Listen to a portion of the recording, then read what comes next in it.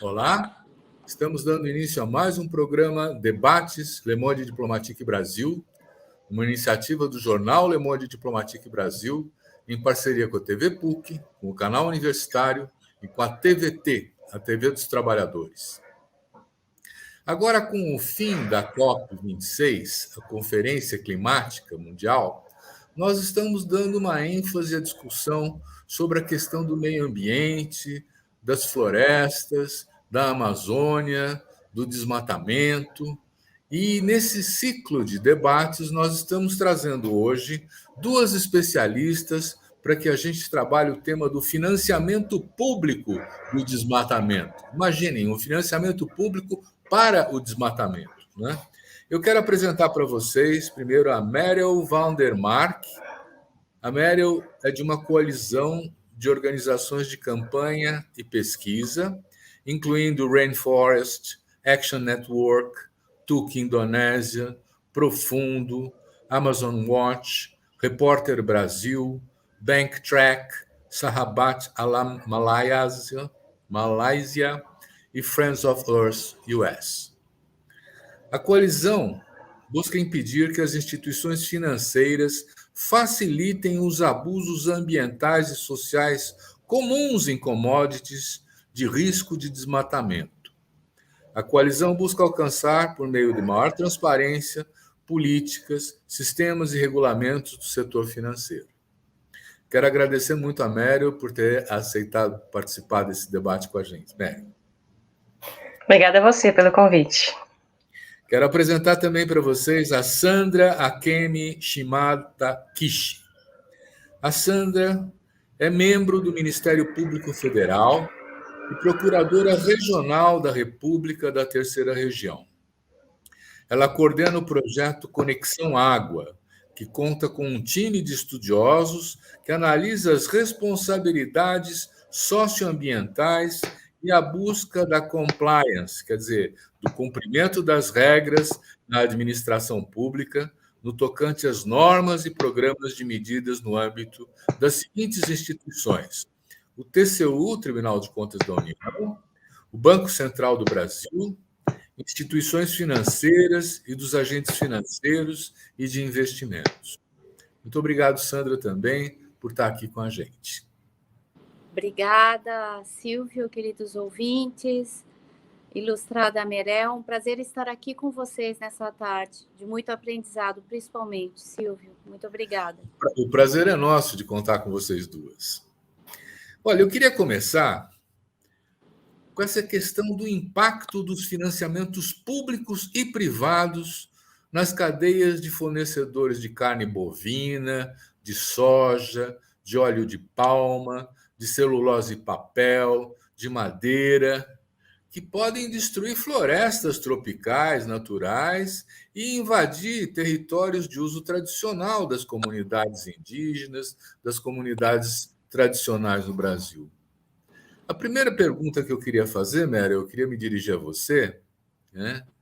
Esses financiamentos públicos, eles são provenientes de onde? Quais são as instituições que fazem esses financiamentos? E existem condicionalidades para que esses financiamentos sejam concedidos? Obrigada mais uma vez pelo convite e pela pergunta. Então, assim, no caso especificamente do Brasil, né, uma fonte muito grande de financiamento público é o Plano Safra, o crédito rural, que é um crédito subsidiado e que é uma fonte muito importante para a agricultura e pecuária em geral, e em específico para as empresas de commodities que operam nesses setores de risco de desmatamento, que são especialmente a questão o setor de soja e de gado bovino, mas também o setor de madeira, de óleo de dendê e de papel e celulose.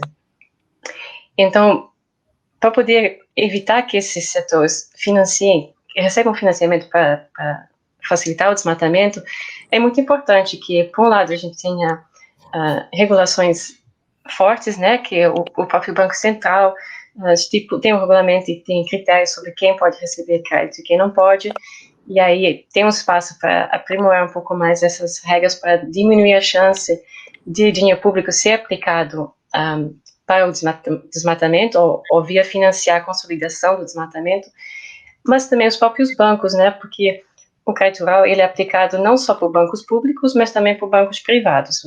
Né? Diversos bancos privados no Brasil podem fazer esses empréstimos que têm subsídio público, e esses bancos também podem adotar políticas mais fortes para limitar o financiamento, para evitar que eles financiem o desmatamento e que financiem a grilagem, o impacto dos de conflitos de terra, impacto em terras indígenas e de comunidades locais. A gente está vivendo uma crise climática, né? Tivemos a semana passada a COP, a Conferência do Clima, e infelizmente não está resolvida ainda. A gente precisa de uma atuação muito forte de todos os setores da sociedade para diminuir o desmatamento, porque o desmatamento é uma das principais fontes de emissões de gases de efeito estufa. Se fosse um país, seria o terceiro país que mais emite. E, por outro lado, a gente não consegue alcançar um clima estável se a gente não proteger as florestas nativas e os ecossistemas naturais que existem. Então, isso é uma prioridade muito grande e, por isso, é muito importante que todos unimos esforços, inclusive o setor financeiro, para zerar o desmatamento agora, não em 2025 ou não em 2030, mas agora. A gente precisa de políticas para zerar o desmatamento para poder ter uma chance de estabilizar o clima abaixo de 1,5 graus de aquecimento, que é o compromisso do Acordo de Paris. Muito bom. A Meryl está dizendo que os bancos públicos e privados, têm que introduzir cláusulas de respeito, vamos dizer assim, à natureza, né? E combate ao desmatamento nos seus financiamentos. Mas você, Sandra, que é uma procuradora da República, podia esclarecer a gente que, quando se tratam de bancos privados, ou mesmo de bancos públicos, não é a função essencial deles criar as regras que impeçam o desmatamento. Eles podem, inclusive, introduzir alguma cláusula, mas isso é um papel do poder público, não é? Quer dizer, o que o poder público no Brasil está fazendo para inibir essa expansão das cadeias de carne bovina, soja, óleo? É para inibir a expansão? Para que é? Está havendo algum controle sobre isso? Bom, enquanto Ministério Público, Silvio, muito obrigada pela sua pergunta, em primeiro lugar, porque nos dá a possibilidade de explicar a questão em termos jurídicos, né? Em termos jurídicos, eu diria até um termo agora de uma sigla ou de um acrônimo que está muito em voga, que é o ESG, Environmental, Social e Governance. E o que significa isso? Significa o ESG que nós estamos falando de um acrônimo que qualifica de ambiental e de social, em nível de gestão de risco e de responsabilidades socioambientais, a própria governança. Isso significa que esses riscos socioambientais, se não forem bem gerenciados pelas governanças corporativas das empresas, sejam públicas ou privadas, vai acabar ocasionando responsabilidades em nível jurídico em várias instâncias. Responsabilidade anticorrupção, nós temos uma lei que prevê a responsabilidade anticorrupção por esses atos, por atos de financiamentos não sustentáveis. Nós temos também, para o lado de proteção dos direitos do consumidor e da ordem econômica, o enfrentamento do greenwashing. Enfim, acreditamos que todas as governanças que sentem o poder de profundo impacto que as responsabilidades anticorrupção ou de responsabilidade em relação aos direitos do consumidor vão acabar propiciando um melhor olhar de cuidado, de segurança em relação aos riscos reputacionais, aos riscos de imagem das empresas, porque as suas governanças corporativas, necessariamente, a partir dessa mudança, né, dessa mentalidade que é mais do que uma onda, né? O ESG, alguns têm até falado assim para simplificar um jargão de que o ESG seria a sigla da vez, né? Enfim, a ordem assim que traria um requentar de prato feito, mas não é isso. Não é simplesmente requentar significância de desenvolvimento sustentável. É simplesmente assumir uma mudança de mentalidade global, e se uma conclusão a gente pode tirar, né, do encontro da COP26, a mudança do clima, é que, embora fundos de adaptação não tenham sido nem ao menos estruturalmente desenhados, nós podemos contar sim com a nova mentalidade que principalmente a geração que vai levar adiante esses novos conceitos, que são os jovens, né? E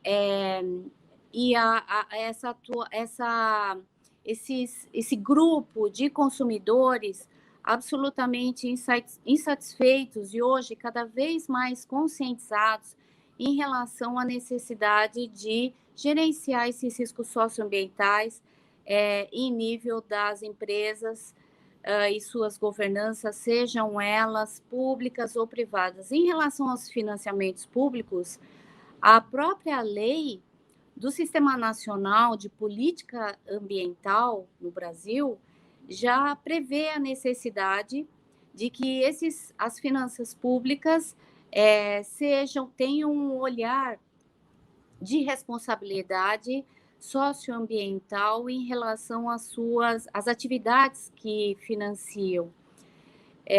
Em relação às empresas privadas, a lei anticorrupção, que é uma lei praticamente, podemos considerar recente, porque é de 2013, ela trouxe esse mesmo olhar de preocupação, mas focado no compliance das empresas, principalmente do setor privado.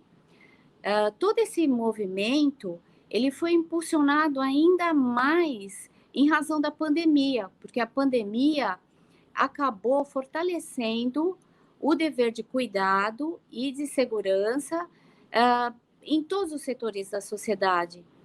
E hoje há uma relação muito cientificamente, academicamente comprovada, inclusive pelo IPEBS, que é um grupo que reúne mais de 70 países, praticamente todos os organismos internacionais, que concluem num estudo muito bem circunstanciado e consistente, que foi terminado em novembro de 2020, que acabou resultando na conclusão de que todas as últimas pandemias, na verdade, resultaram da derrama de vírus que estavam dormentes nas florestas e na nossa biodiversidade, que com a degradação ambiental passaram a vetores até atingir o homem. Então, digamos assim, esse trampolim, né, desses vírus, da derrama, né, causada pelo desmatamento, pela degradação ambiental, na verdade, afeta diretamente todos os alertas em relação à preocupação que a humanidade e todos, sem exceção, de todos os setores, precisam se unir para enfrentar com muita responsabilidade. Isso tem sido notado pelo movimento de elaboração e criação de sistemas cada vez mais seguros, normativos, de autorregulação. Isso tem sido um lema, mais do que um lema e diretrizes, tem sido uma ação muito forte, especialmente no setor de finanças sustentáveis, tanto em nível de financiamentos, em nível de bancos centrais, no mundo todo, como em nível de investimentos. colocando na ordem do dia a questão do monitoramento social sobre o sistema informacional das empresas em relação a como elas avaliam a gestão de riscos socioambientais dentro das suas governanças, Silvio. Então, os litígios estratégicos, como vêm para atacar ou para prevenir essas responsabilidades anticorrupção ou de greenwashing, esses litígios, que eu vou chamar aqui de litígios ESG, né, ou litígios que dizem diretamente com questões estruturais, né, de uma melhor governança que olhe para esses riscos, está na pauta e na ordem do dia. Sandra, muito importante esse assunto. É muito importante mesmo, mas tem um dado de contradição aí, né? Se nós temos indicações que o desmatamento está aumentando brutalmente, né, é possível deixar a responsabilidade na mão das entidades da sociedade civil, porque você não fez referência ao Estado, né?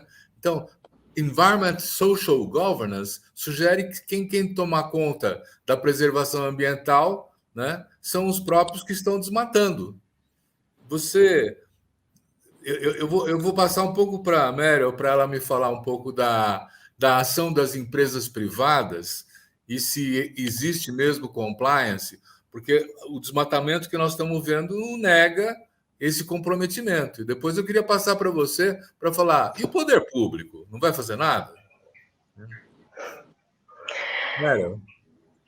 Infelizmente, a gente não está vendo o comprometimento do setor privado com o zero do desmatamento, com a proteção de direitos indígenas, direitos de comunidades locais, o quanto é necessário. No entanto, isso não exime eles de maior responsabilidade, né? O setor privado, eu acredito que, assim, para conseguir mudanças a nível legislativo, também é preciso que o setor privado queira isso e que demandem isso do governo e do poder público, né? E são eles que estão causando o impacto, tanto as empresas quanto as instituições financeiras privadas, comerciais, são diretamente responsáveis pelos impactos, né? São diretamente responsáveis pelo desmatamento causado na cadeia de abastecimento da pecuária, por exemplo. E a pecuária é o vetor de desmatamento de quase 80% do desmatamento na Amazônia, se não for mais. Então, é muito importante responsabilizar esse setor, tanto as empresas quanto quem financia essas empresas, para que parem de financiar o desmatamento e a violação de direitos humanos. É óbvio que não tá sendo suficiente, a gente está recebendo promessas ano após ano, desde 2009, que os grandes frigoríficos prometem que vão zerar o desmatamento, que vão fazer todo o rastreamento da sua cadeia, e até hoje não o fizeram, e estão prometendo para fazer isso só daqui a 5, 10 anos. E isso é muito insuficiente, e é por isso que é preciso também a ação do poder público para implementar leis e regulamentos mais rígidos que obriguem as empresas e os financiadores a cumprir isso e a garantir que não estão contribuindo com o desmatamento. No entanto, não quer dizer que não haja espaço de ação. A gente tem visto que, ao longo dos anos, organizações como as que estão dentro da coalizão do FES Finanças têm feito muitas campanhas para que o setor financeiro adote melhores políticas, e a gente faz a avaliação das políticas de vários bancos a cada 2 anos, e a gente vê que está evoluindo, e vemos também que nos dados financeiros que a gente tem na nossa base de dados, no site de forceandfinance.org, que realmente há bancos que estão deixando de investir em certas empresas. E eles podem não ser muito públicos sobre isso, porque os bancos não gostam de comentar sobre os seus clientes, né, argumento que legalmente não podem. Mas a gente pode ver, por exemplo, uma empresa como a JBS, que é altamente problemática por vários motivos, né, tem vários relatórios que mostram que ela está ligada a desmatamento, tem problemas de corrupção, problemas de invasão de terra indígena. E tem, por exemplo, 2 investidores grandes que desinvestiram da JBS, que é o Norges Bank da Noruega e a Nordea, anunciaram que não vão mais investir na JBS. E, igualmente, há alguns bancos que nos últimos 5 anos não investiram na JBS. Então, isso também mostra que essa imagem ruim que uma empresa pode obter, se ela é exposta, né, através de relatórios, através de artigos investigativos, como os que a Repórter Brasil faz, que faz parte da nossa coalizão, isso causa uma má reputação para a empresa e, por consequência, as instituições financeiras que não se querem mais associar com essas empresas. E o mesmo acontece com as próprias instituições financeiras. Quando elas ficam conhecidas por financiarem desmatamento, por estarem associadas a financiamento de projetos muito problemáticos, isso também é ruim para a reputação da empresa.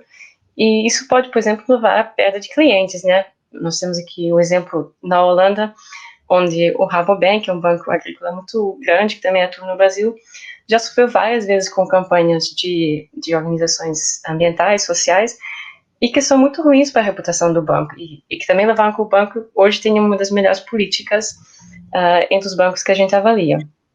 Mas, só para dizer que, assim, não dá para deixar tudo na mão do setor privado, porque realmente não é o suficiente, eles não têm os estímulos necessários para mudar com a urgência que é necessária. No entanto, é preciso também continuar a pressão em cima desses atores, porque eles são responsáveis e têm que ser responsabilizados e têm que tomar ações urgentes para zerar o desmatamento e zerar a violação de direitos humanos e indígenas. Obrigado. Sandra, eu fiz uma provocação para você, né? Lembraria, inclusive, o que aconteceu com Brumadinho, que até hoje as indenizações não estão fluindo, né? Quer dizer, como é que faz? Você, como procuradora da República, que opinião você tem?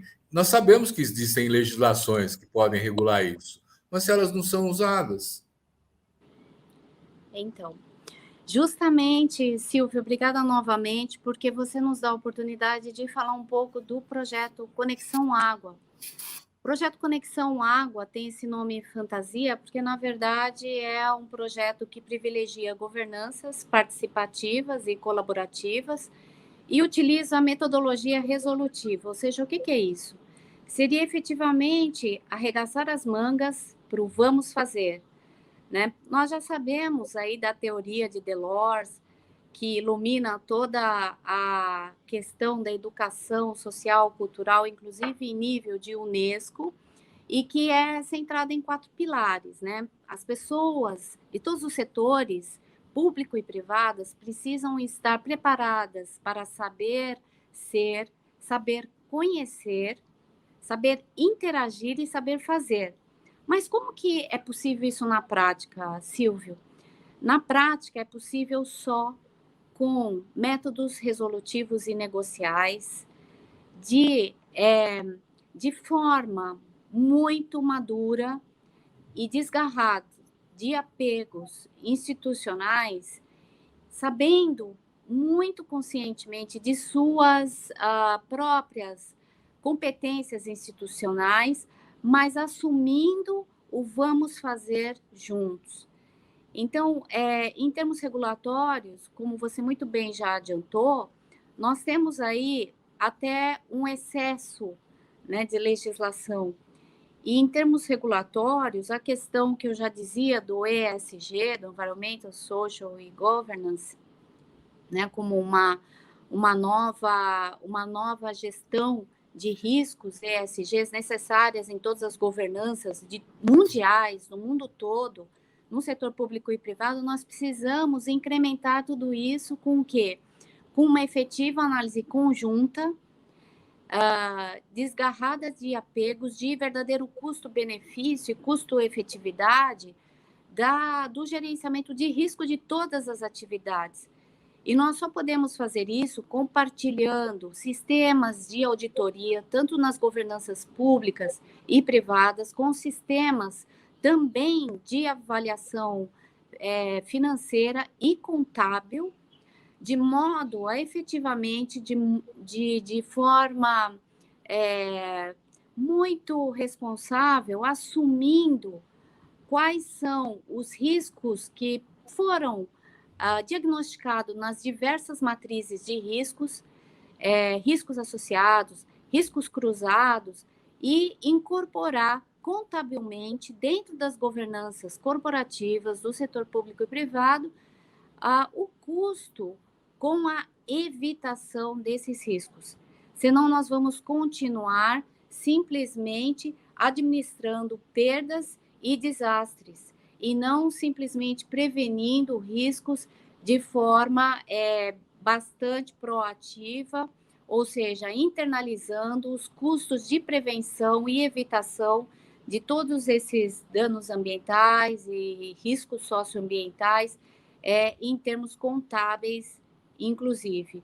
Ou seja, precisa fazer parte da agenda econômico-financeira de todas as governanças a evitação desses riscos. Isso é muito plausível, né? Todas as empresas que lidam com atividades de risco, como, por exemplo, a Vale do Rio Doce, só porque você citou Brumadinho, Silvio, teriam que pegar os seus mapas de riscos monetizados, ou seja, a tradução em números, né, em valores dos riscos que foram, sim, diagnosticados e que devem ser prevenidos em nível contábil pelas empresas, dando uma transparência ativa desses dados a toda a sociedade. Isso é monitoramento e controle social de verdade.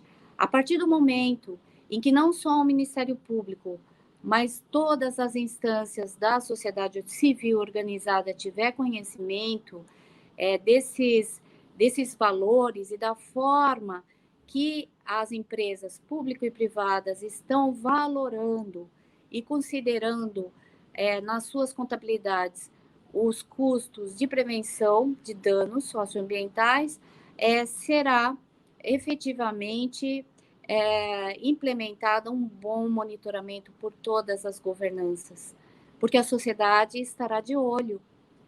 E essas matrizes de risco monetizadas precisam ser divulgadas para todos, né? Isso é a verdadeira rastreabilidade e o controle social almejado por todas as normas e em termos regulatórios, o que a gente tem aí de avaliação de impactos regulatórios, inclusive, porque nós temos até os impactos que a própria produção regulatória, ou seja, a legislação pode causar, né? Então, nós precisamos analisar tudo isso, criando instâncias de monitoramento e acompanhamento do cumprimento dessas responsabilidades todas, Silvio, em nível antecipado, antes do desastre acontecer.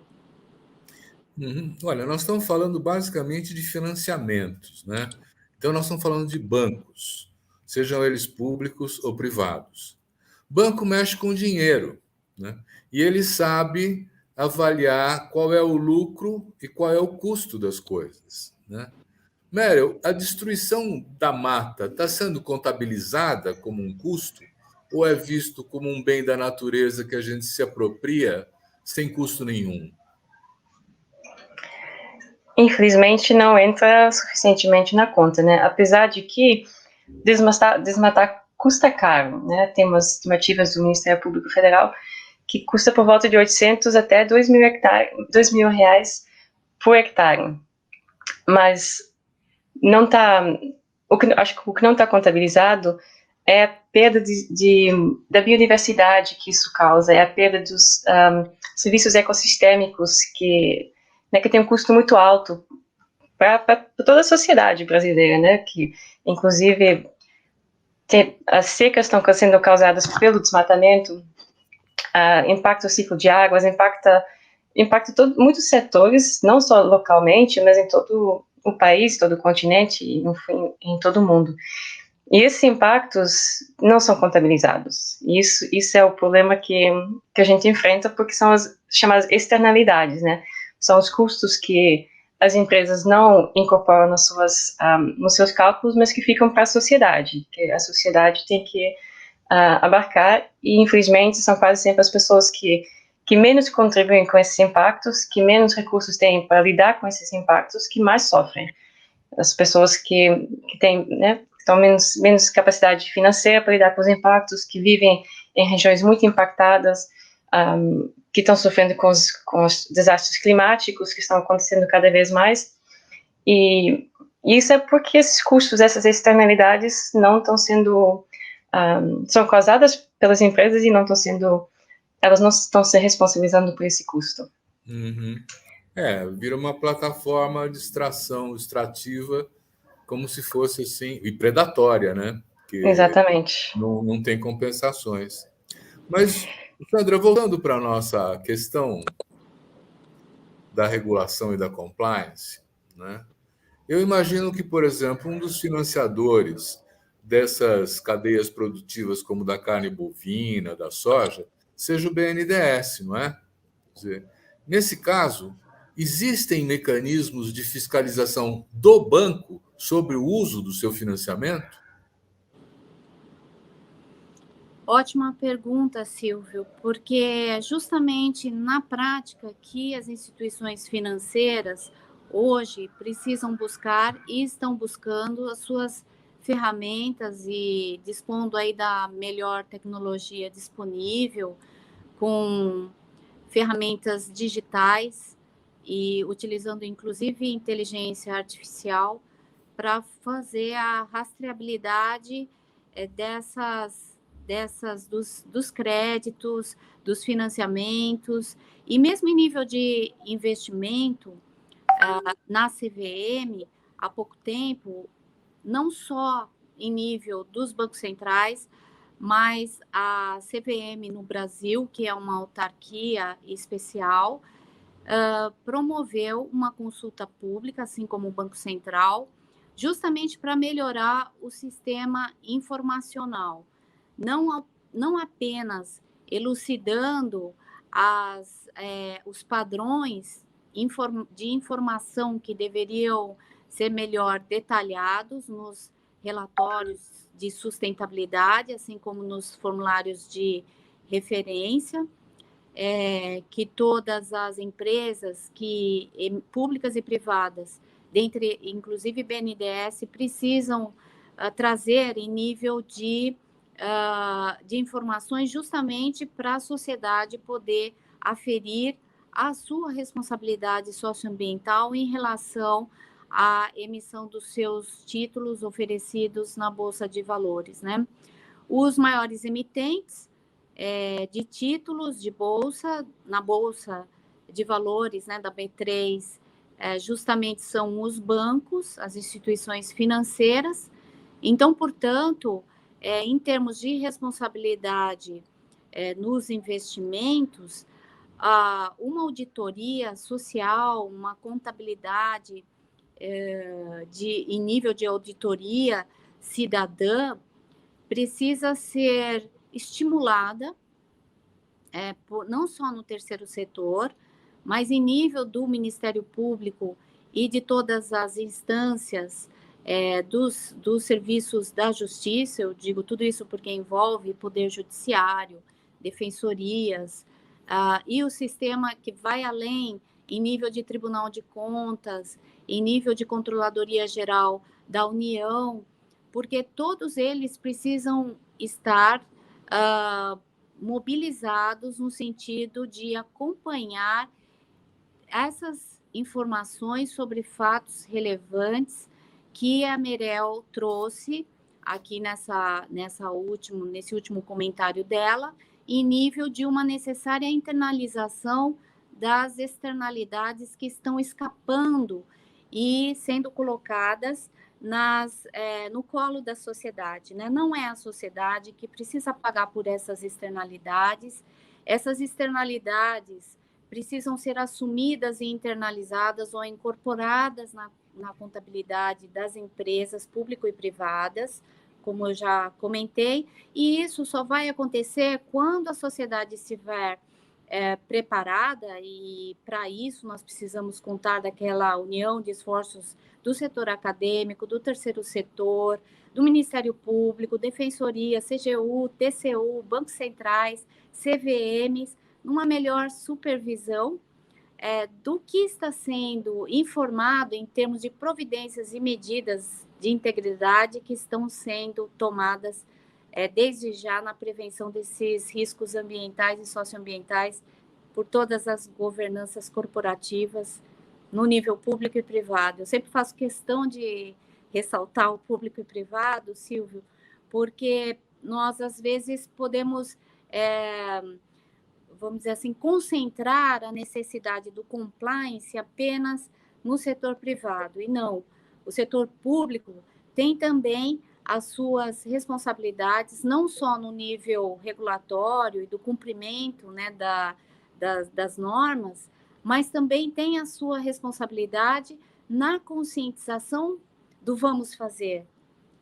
E isso só vai ser possível se cada um realmente for estimulado a assumir esse papel no seu espaço de competência de uma forma unida, de mãos dadas mesmo, que eu acho que é o lema principal da Agenda Global dos ODS, né? Para 2030, nós temos aí metas que já foram, já passaram, não são todas as metas projetadas para 2030.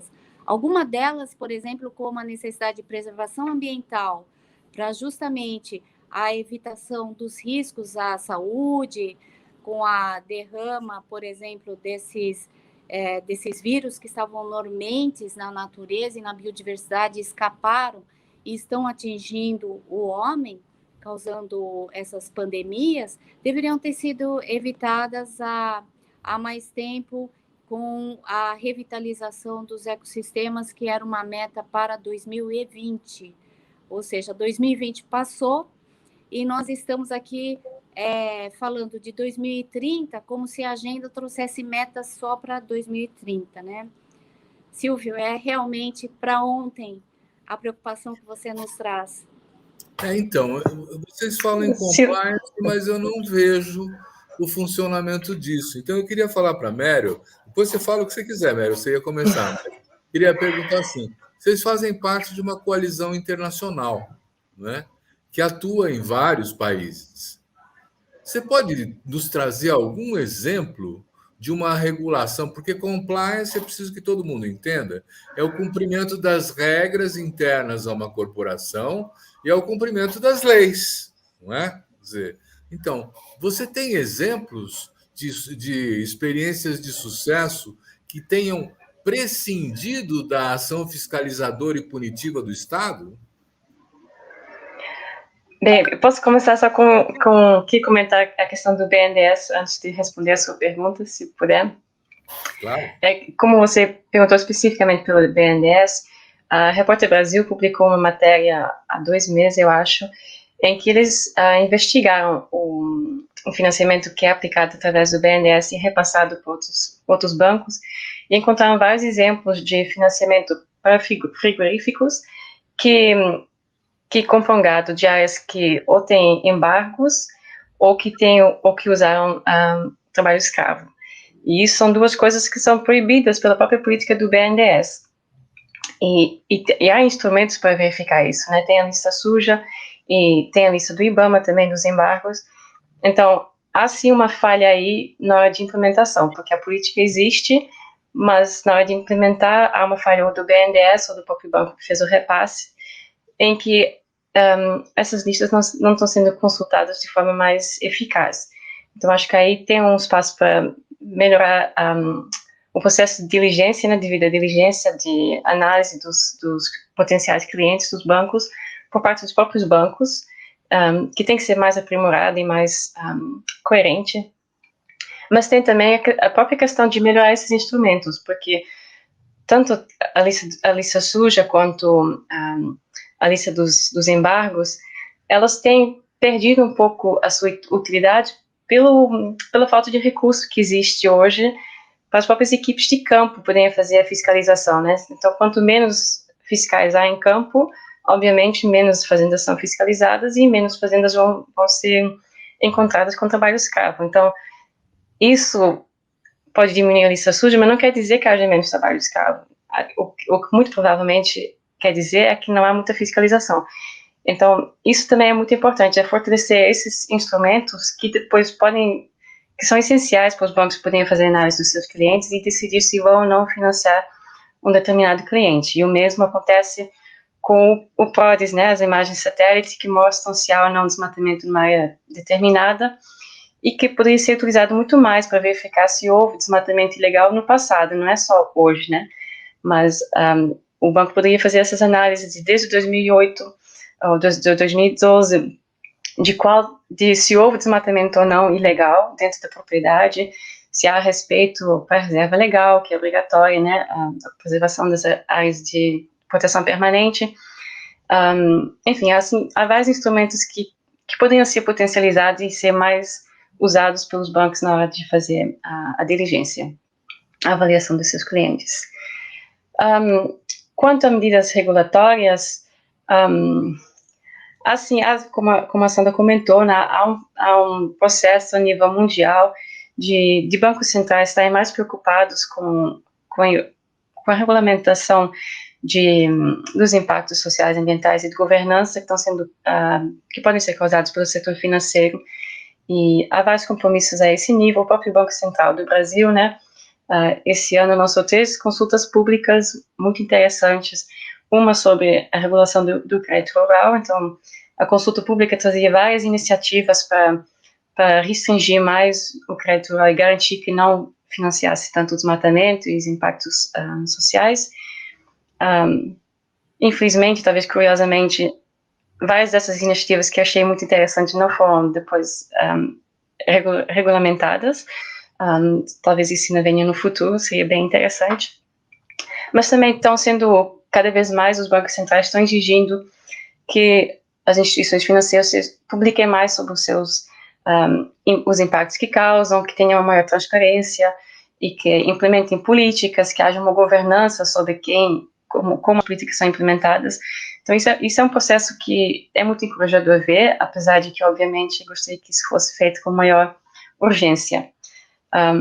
A nível europeu, está tendo uma iniciativa muito interessante, que é a elaboração de uma taxonomia que classifica todas as atividades que podem ser financiadas em sustentáveis ou não tão sustentáveis. E isso também permite para os bancos fazerem uma classificação e escolher com mais detalhe onde querem ou não direcionar os seus investimentos. Então, a expectativa é que isso ajude muito a canalizar mais financiamento para atividades sustentáveis e retirar financiamentos de áreas de setores que causam muito impacto. Então, obrigado. Sandra, você me conta alguma experiência em que houve ou um acordo, um TAC, ou houve algum tipo de negociação positiva que limitou o desmatamento? Você tem algum caso desse para contar para a gente? Olha, eu vou trazer para você o exemplo prático do que você, na verdade, tinha me perguntado na questão anterior, de como é que os bancos efetivamente podem acompanhar e monitorar os financiamentos, né? Vou responder agora objetivamente, porque eu acho que faltou esse pontinho. O projeto Conexão Água construiu a ferramenta Água Boa de Beber, que é uma ferramenta digital de monitoramento social, porque, como eu disse, a sociedade precisa monitorar o sistema informacional, principalmente do setor público, com seus dados abertos. E por que eu estou falando isso? Porque a água tem tudo o que ver com a questão da floresta, né? Onde há água, a floresta e vice-versa.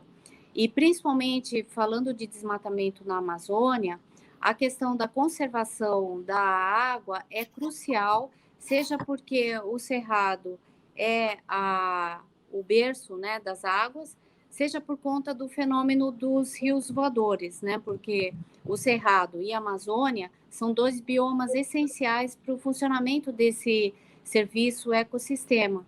E tudo isso nós temos ainda que somar com os serviços socioambientais ou serviços indígenas, porque hoje nós temos a lei de pagamento por serviços ambientais.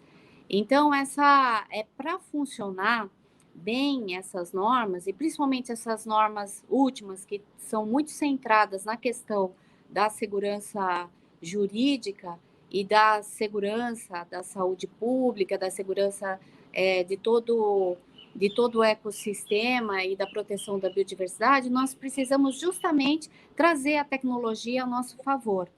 E o Ministério Público pode colaborar de forma proativa, trazendo à lume de forma muito facilitada, os resultados da avaliação e do cruzamento desses dados, seja cruzando com inteligência artificial, informações sobre o CAR, com conservação da água, por exemplo, nessa ferramenta, Água Boa de Beber, água.mpf.mp.br, que foi construída não só por servidores da tecnologia da informação e comunicação do Ministério Público Federal, mas sim por grupos intersetoriais de toda a sociedade, né, da academia e do setor privado, inclusive, e terceiro setor. E com essas ferramentas, hoje, à disposição de todo o público em geral, os próprios bancos centrais e todos os agentes financeiros, né, que subsidiam com seus créditos e financiamentos, não têm hoje a desculpa de não produzir ou poder ter acesso a essas ferramentas de monitoramento social, porque está à disposição de todos.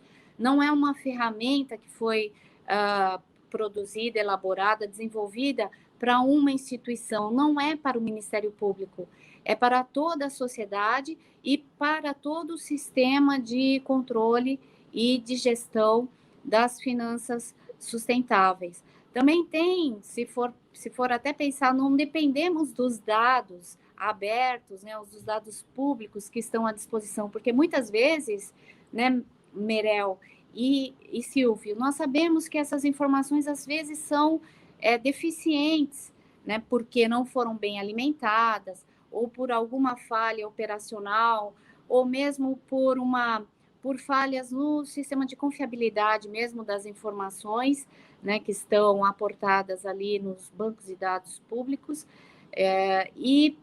nós podemos produzir boa informação, também com a ajuda da melhor tecnologia disponível. E aí eu cito a outra ferramenta que nós ajudamos a criar no Ministério Público Federal, que é a ferramenta do Biomonitorando as Águas, em que nós podemos simplesmente, de forma georreferenciada, automática, nas mãos, através de um celular, poder fotografar situações, respondendo um questionário muito fácil, de algumas perguntas simples, né? Ser um ator de transformação social e produzir a boa informação. Em 4 meses, Silvio, nós conseguimos abarcar e ser utilizado em 10 estados brasileiros, apenas em 4 meses, e principalmente com jovens, né? Então, trabalhando na conscientização e engajamento de jovens para a questão socioambiental e ambiental, produzindo informações boas, georreferenciadas, e formando plataformas confiáveis de dados úteis, né, e de dados bons em termos da realidade, do estado da arte, da preservação e da conservação da nossa natureza. Então, significa que se a sociedade civil organizada, com baixíssimo custo, consegue fazer isso, por que não os órgãos de controle, né, do setor público, que tem o dever de fiscalizar, né, um dever que a Constituição acabou compartilhando com todos, na verdade, né, não podem se eximir de fiscalizar, invocando falta de contingenciamento, inclusive financeiros ou humanos, né, para poder supervisionar ou fiscalizar. Ou seja, não há desculpas. Nós construímos as boas tecnologias de monitoramento juntos. Olha, gente, está muito bom o papo, está tão bom que está acabando, né? É rápido. Né? Posso fazer só uma complementação rápida? Pode, eu queria te dar a palavra e depois pedir a vocês que digam alguma coisa de despedida do nosso programa. Primeiro, Meryl, fala o que você queria falar. Obrigada. Então, queria só complementar que, em termos de regulação, tem um exemplo prático muito importante no Brasil, né? Que é que em 2008 o Banco Central adotou a resolução 3545, que restringe o crédito rural para empreendimentos na Amazônia, exigindo que não seja aplicado crédito em áreas embargadas e exigindo também a regularidade ambiental. E tem um estudo que mostra que isso, provavelmente, essa resolução, por si só, impediu o desmatamento de 2.700 quilômetros quadrados nos 3 anos seguintes. Então, isso mostra que a regulação tem um papel muito importante, que esses instrumentos de monitoramento, essas ferramentas são muito importantes. Um desses instrumentos que é fundamental quando se trata de crédito para setores de risco de desmatamento é o CAR, né, que é o Cadastro Ambiental Rural, que é a linha assim no mapa de onde fica a fazenda. E isso é um instrumento que nem sempre é confiável, ainda autodeclaratório, e há muitos CARs localizados em áreas ou de floresta pública ou com superposição em unidade de conservação e terra indígena.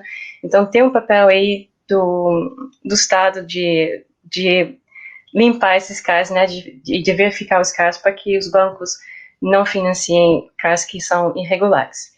Então, queria deixar isso como fechamento, que é um instrumento fundamental, gente, que precisa ser aprimorado. Muito obrigado. E, do mais, queria agradecer pelo convite e pela oportunidade desse debate muito bom. Obrigada, Sandra, também pela participação. Sandra, suas últimas palavras, Sandra. Bom, também gostaria de agradecer, Silvio, e também para não fugir, eu estou sempre correndo atrás das suas excelentes perguntas, né? Para não fugir da sua última pergunta, eu gostaria de colocar à disposição a essa atuação resolutiva do Ministério Público Federal, especialmente, que através de projetos estruturantes e estratégicos busca articulação direta com todos os setores da sociedade, e aí sim trabalhando com a melhor tecnologia disponível e com negociação, em mesas de mediação com esses setores, justamente para o efetivo combate ao desmatamento, especialmente na Amazônia, enfrentando a questão do garimpo ilegal, também da grilhagem, da exploração de madeira predatória, dos contrabandos, enfim, que são tramas interligadas e só com muito esforço, por favor, contemos com o Ministério Público Federal. Nós temos vários projetos estratégicos, como a Amazônia Protege, Conexão Água, e vários outros, em todos os temas, né, de interesse público da sociedade, e contem com o Ministério Público Federal. Ótimo. E eu agradeço muitíssimo a oportunidade, Silvio. Quem agradece é a Meryl Vandermark e a Sandra Kemi Shimada Kishi. Somos nós que escutamos todos esses esclarecimentos.